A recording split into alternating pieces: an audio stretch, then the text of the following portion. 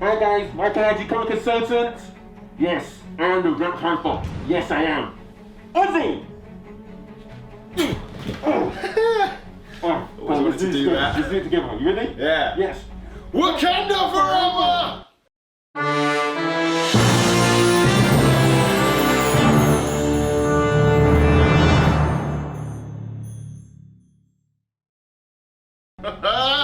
Alright, are you ready? Yeah. Dude. Alright, we're gonna talk about what everyone should be talking about today, and that is Black Panther. Yes. Yes. The GOAT of superhero films. I said it. Come at me. No, you know I'm right.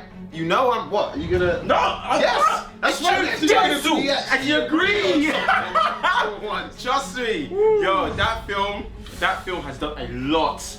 On a cultural level, on a political, what's that word? Politically correct. Thank you. Politically correct Yeah, level. yeah. On a basis, when I watch it, I don't think of a superhero film. No. It doesn't. No, because there's so many elements, so many So layers. many elements. So many Oh, layers. where should I start? It's like a strawberry cheesecake of films with all the layers and the elements And colours. and colors. Well, the only color that matters. Melanin! Hey, yeah, I said it. Come at me. What? Anyway, look, I want to say that the character development in this film, I don't think I've ever watched a superhero film where I've rooted for the bad guys so much. Yeah, people talk, and you hear this talk from actors all the time about, oh, I just want the villain, you know, to be really relatable. You know, I just want him to feel like a real person, you know. And I'm just like, yeah, cool. Just show me the movie in it. But Michael B. Jordan, for the first half of this film, I was like King Killmonger the whole time. Serious? I was. I'm not gonna lie. I was like, I was like, damn, this guy speaking some home truths. And this is something that I've never seen in a Marvel film before. They're like, obviously Wakanda's a fictional place, it's not a real place, but the things that Killmonger was talking about Definitely were true to real world politics. No, not real world politics, real world facts, lifestyle. Yes, yes. Ethical things.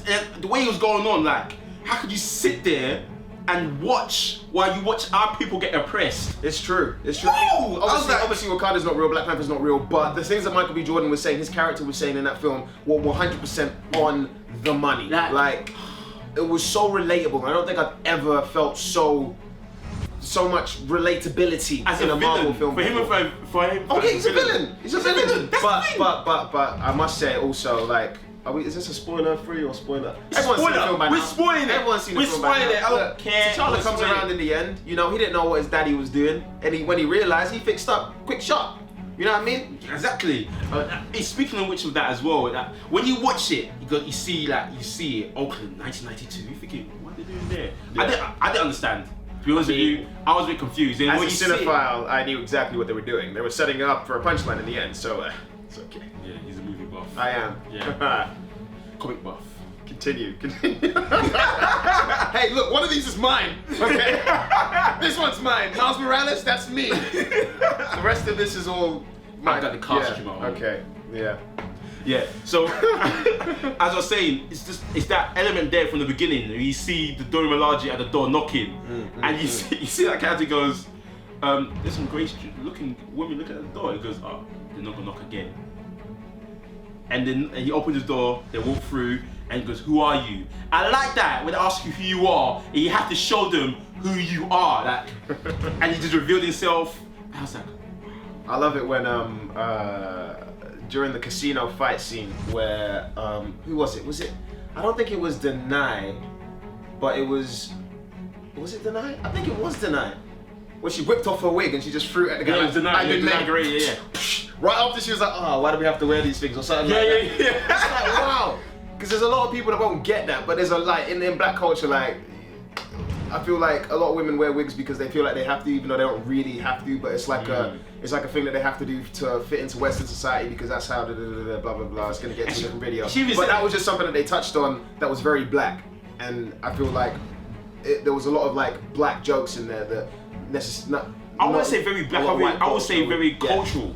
Especially in terms of how it is for African to Western society and Western society to African society. True. You know what I'm saying? True. But I mean, okay, I can only speak from like a Nigerian descent. We both can. Okay, but like, Nigeria is also very Western influence. Yeah. Do you know what I mean? Not denying I feel like that, there's a lot of African cultures that are like that.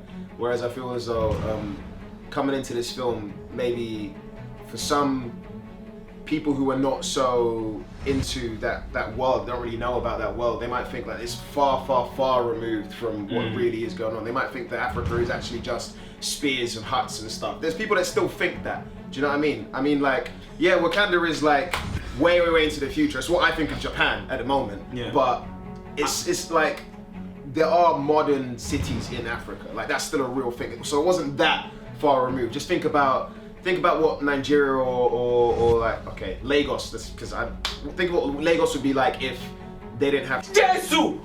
Think of what Lagos would be like if they didn't have loads and loads of debt and like there wasn't loads of corruption and all that kind of stuff. It could easily be Wakanda. Easily. It could be the next Japan, but Africa was screwed a long time ago by a certain demographic, which I'm not going to go into. So as I was saying, I'm glad you brought up the fact of what the Nagarea's character is saying. She said it earlier. She goes, these wigs they're so embarrassing." Yeah. The way she said it, the way she goes, "They're so embarrassing," and she just when she whipped it off when she was fighting the women there. All of them powerful, intellectual. There was a lot of strong. Oh my God! A lot I was just there looking. I was like, "Yo, there's a state there standing their ground, showing like." Shuri, gotta give a shout out to Shuri. Letitia Wright, because Shuri. she's basically smarter than Iron Man. Let's not gas. Like, which threw me off, because you know in the comics how T'Challa's supposed to be the 7th or 8th smartest in the whole Marvel universe. Yeah. I feel like they gave that to Shuri instead. Yeah. In a way, which I'm not complaining about it. I like it. Yeah. It's a good character development for the character, which is. No, but you're right though, because in the comics Black Panther is a lot more book smart. Yeah. Whereas in the film, I'm not saying that he was an idiot because he wasn't. He's a king and he's an intelligent man, but he wasn't as book smart as he is in the comics. Yeah, like, he's like a Tony Stark genius in the comics. Do you know what I mean? Because like for example, when Shuri goes, but just showing the suits, and she goes, "Yeah, your design," and she goes, like, "Yeah, my own design of my own." Oh yeah, true. So they did touch on it a little bit. Yeah, you touch it. It's like one finger. That's it. But the way she just went in it and just developed it from there, it's like, oh, why it works? Why do you need to develop it for you? Because just because it works doesn't mean it's good. It's there's a lot of quotable lines from that film. Whoa! Even like Killmonger's death, like his last line, you could put it on a T-shirt, man. People buy that. It was good. Do you remember it? Of course I remember it. Go on, tell me. Okay, basically, because I don't want to paraphrase. Because why would you oppress me? Because why would you oppress? Well, so you can imprison me. I would die like my ancestors, in the sea, just dive in the sea the real way. And he goes, I was gonna do the same. He paraphrased. I'm paraphrasing as well. I can't remember. But I tried. Bury me in the ocean. No, that's what he said. Yeah, bury me in the ocean. Yeah, with my ancestors. But also, what is it? The guy that Winston Duke, when he played in M'Baku. He, as in M'Baku, made me chuckle, laugh. I love this character so much. Wait, who are you talking about? Winston Duke. Winston Duke. The man-ape. Oh yeah, he was good, man. He was. Yo, when he's fighting T'Challa, he goes, "No powers, boof. No suits, boof. No claws, boof." Nah, but he was funny. He had a lot of really good. He surprised me actually in that film. He was real. Oh, before we wrap it up and give you off. No. We got to wrap it up because we can't let these guys just watch us forever. You've seen the film, you know it's dope. Go yet. But what was it? Yes. A shout out, standout scene for me, which I remember being in the cinema. I went to the premiere, no big deal. And I remember just everyone around me was like, yes! There's loads of times when people are clapping and stuff, but this was like the biggest claps during the film when Daniel Kaluuya's character was he's already defected or whatever, and then his girlfriend, I don't think they really like made a big deal about it, but I think it's Denai Guerrero. Yeah, it's Denai Guerrero. Was his missus in the film, and she was like. He was like, "Oh, so you're really gonna kill me for Wakanda?" And she was like, "Yeah, I'll do what I need to do." No, he didn't say that. No, I was just paraphrase. You don't know. I know. He went, "My love, are you gonna kill me?" What did I just say? For Wakanda, and she went in for Wakanda with a spear in his face. What did I just say?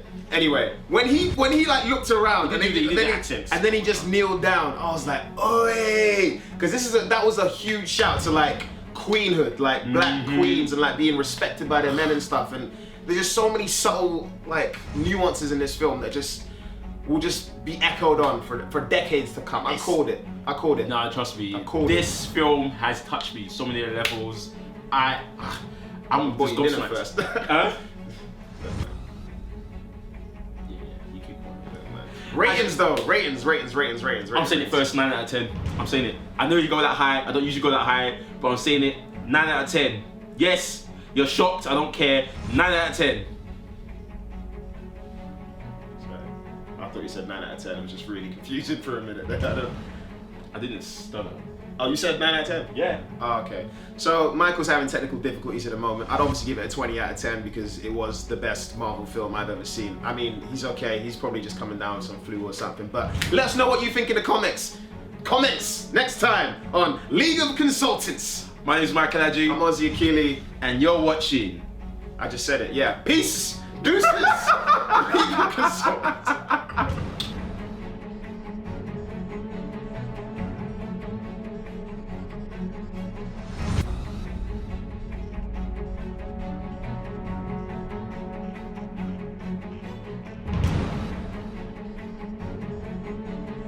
Next time on League of Consultants. She knows that it's one of the biggest films out this year, so she wants to get her views up, get them ads in, and just like rinse it. So if it's such a bad film, stop making money off it. Can't do that? Sit down there.